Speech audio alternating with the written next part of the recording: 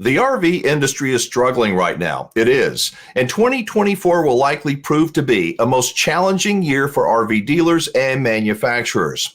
While the chain stores like Camping World continue to gobble up small mom and pop type stores and even march further towards a future with fewer and fewer choices for RV buyers, there's a man who has stood up to the biggest of the big in the national chain dealers, and that's Camping World. I like to see it kind of like a David and Goliath kind of a story, sort of. While Goliath is still selling lots of RVs, the David of this story continues to stand up for honesty and integrity with his customers. I'm talking about Kevin Frazer at Cheyenne Camping Center. If you are unfamiliar with Kevin, you are in for a treat. Up now, we talk a lot about Camping World, and we even try and imagine what may play out if, heaven forbid, they one day, well, let's just roll the video. Tell me about the, my term, the war that you must have started with Camping World several years ago, which is the reason why you and I even met in the first place. You are you're not small, but you're an independent one location dealership there in Iowa. And you did something that was unthinkable, I think, by most others in the industry. For somebody that doesn't know this story, can you kind of summarize it and tell what did you do? Why did you do it? A lot of good things happened, and you're right. We would have never met without that video. It's called The Truth. It's on the YouTube, but it's on other platforms too. It's 23 minutes long, and everybody that was outside of the only persons that supported me unequivocally, other than my Susan, in the production of that video were my two brothers, Mike and Tim. This got started because Camping World bought our crosstown rival, a place called Thompson & Sons.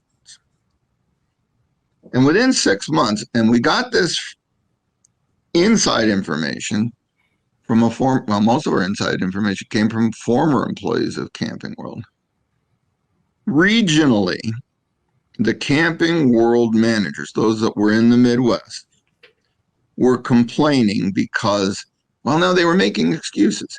At their meetings, when Lemonis would show up and he would berate them for not meeting their profit potential, their forecasts, they would, after the acquisition of this crosstown rival of Cheyenne, they would blame Cheyenne Camping Center.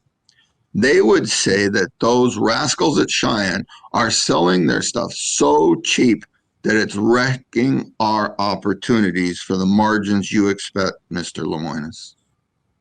And by the end of one of those meetings that I have considerable knowledge of, he announced to the assembled store managers, the managers from the Midwest, the ones that are physically, geographically closest to Cheyenne, that he would put the brothers down.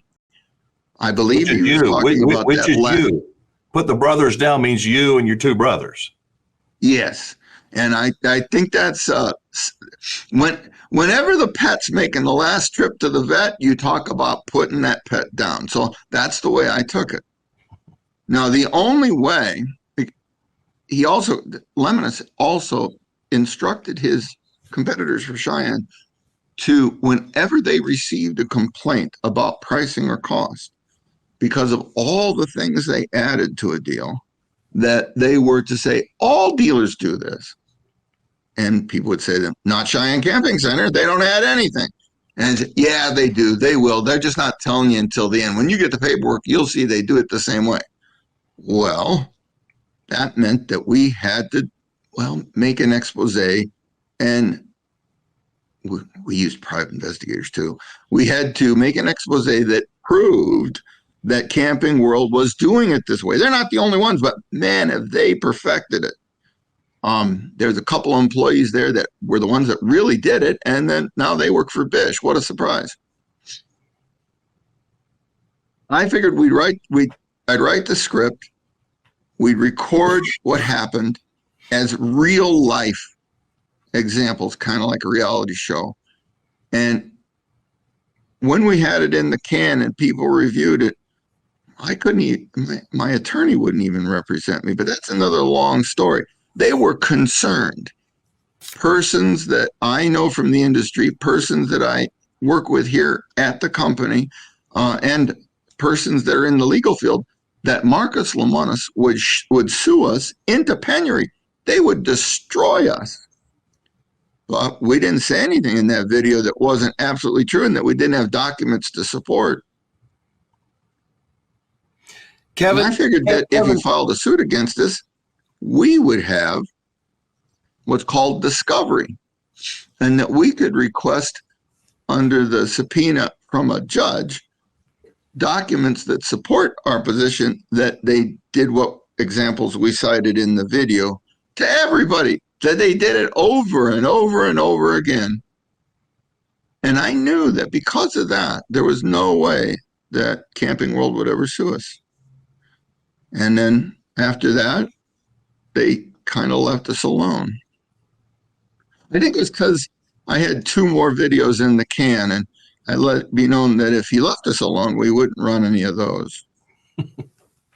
Well, I got to tell you, when I saw that video for the first time, and it was right after you launched it, when I saw it, I'm like, oh my God, this guy is going to hit a hornet's nest.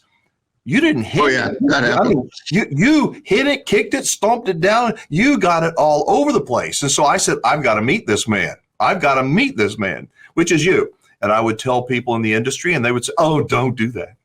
Don't do that. You don't want to make the Camping World people mad. You will never have any support. You don't know what you're doing. And I said, well, I haven't known what I'm doing most of my life. I just figured out I follow what I think is the right thing. And man, am I glad I met you and your little village, and you really mean it. I mean, you could have probably sold out and you go scuba diving. I know. Lemon sent a little midget here in 2013 trying to buy us out. This guy didn't even touch the parking lot between my office and his car. But what I'm saying is you care. So you really do care that you want to be 100-year-old company. And to do that, you've got to stand up with some principles and stand for something. Edmund Burke was absolutely correct. This is the way humans are organized. We're supposed to look out for our family. We're supposed to look out for our village. It's been working real well for 1,000,000 years. It's the other extraneous things. It's when you have,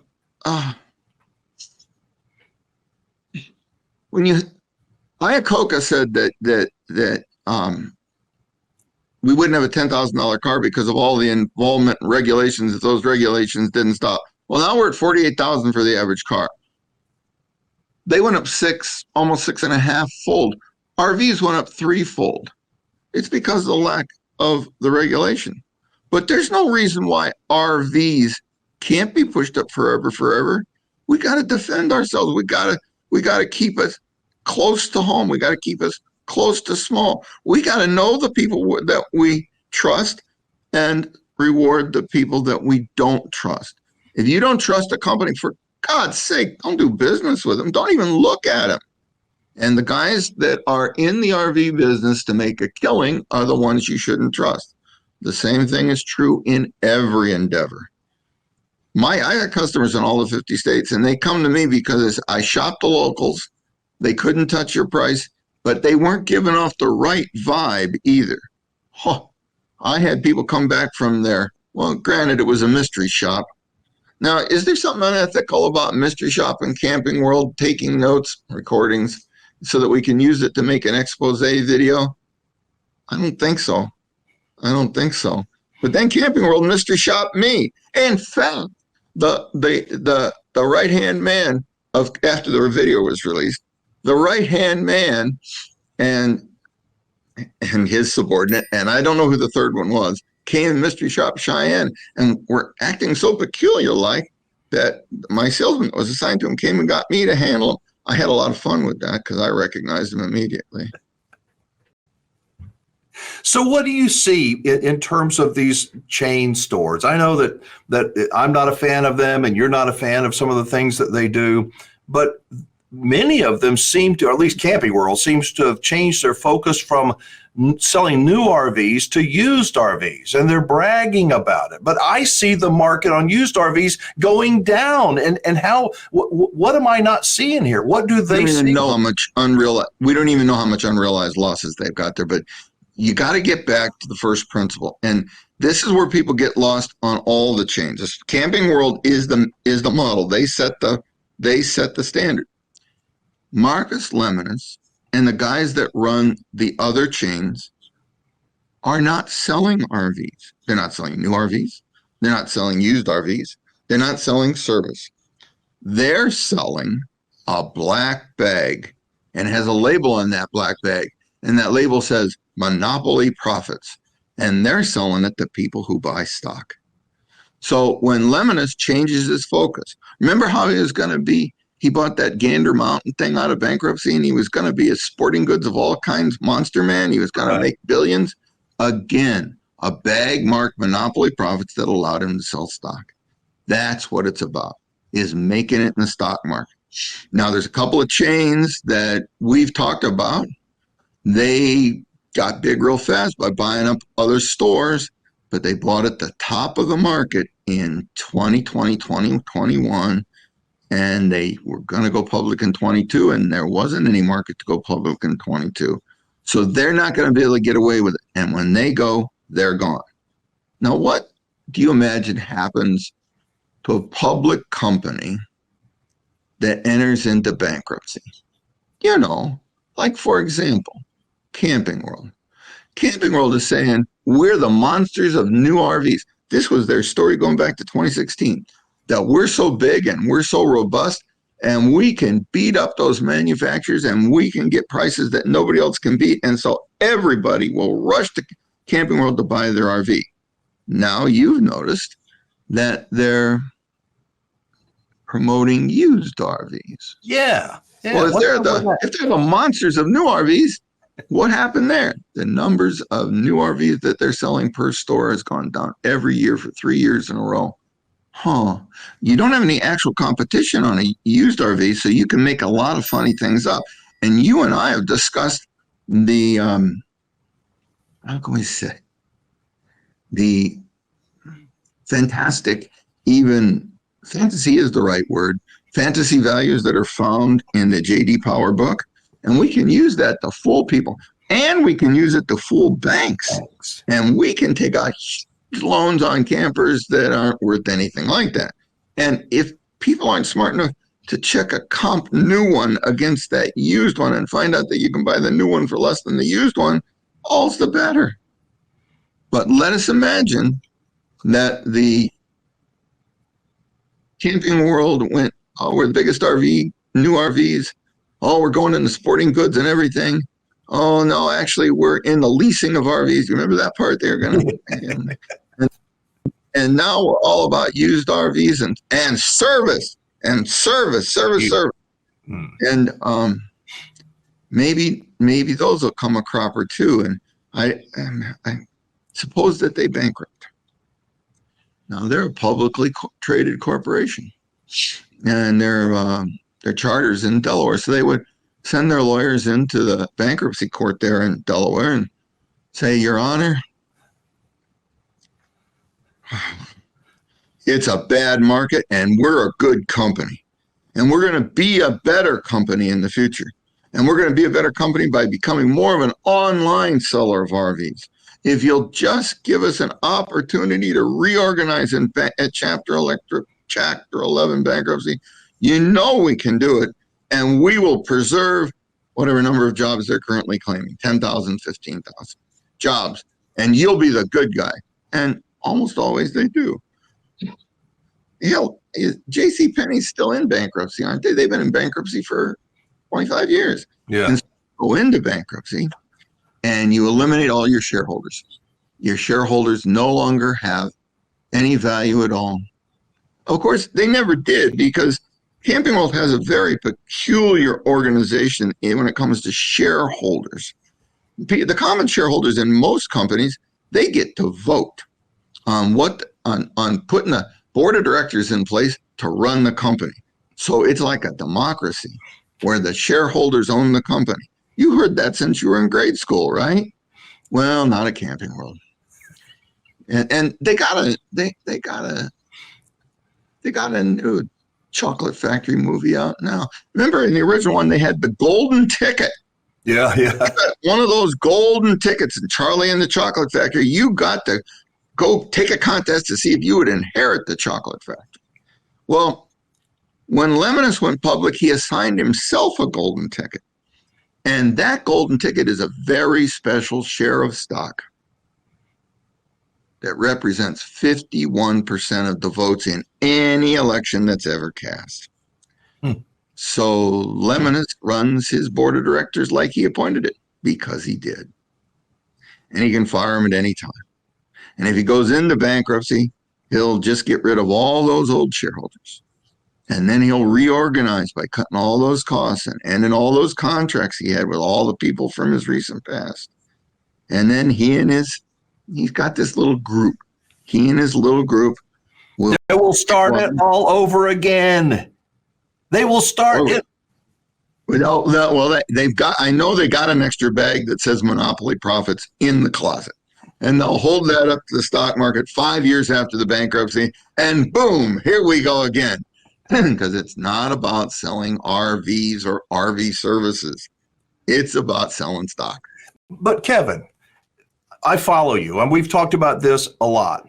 A couple of things. One, by even playing this interview, I mean, it's if somebody listens to it, I know it's not fun to, I think it's kind of fun to listen to. It's in the weeds, but if somebody listens to it, it's like, oh my God. And it's the truth. That's why I'm not in trouble. You're not. It's the truth. But the other thing is that the manufacturers that have gotten so close with Camping World, and the ones that have, they've got this relationship that is trying at best, I would think, because the manufacturers, it's the tail wagging the dog. Which one is it? Is it the manufacturer dictating, or is it the Camping World that's dictating to the manufacturer? Okay, well, you asked me a question, and we have to go get into the weeds. We're going to be right in the milkweed patch on this one. And that's what we'll talk about on my next visit with Kevin Frazer. I'll tell you what, if you enjoy listening to Kevin half as much as I do, you get a sense of how smart he is, how honest he is, right? I do want to say that I believe Kevin should be here on Wingman Wisdom once a month, at least once every other month. But what do you think? If you'd like to see more of Kevin Frazer, drop a comment below. I'd like to get, a feel for what you folks think. Maybe if enough people say more Kevin, I can get him on video a little bit more often. So please drop a comment below. That's it for today. Thanks for watching. Be safe, have fun, play nice, and don't leave your good manners at home. And if you can, do business with an RV dealer I trust. Bye-bye, everybody.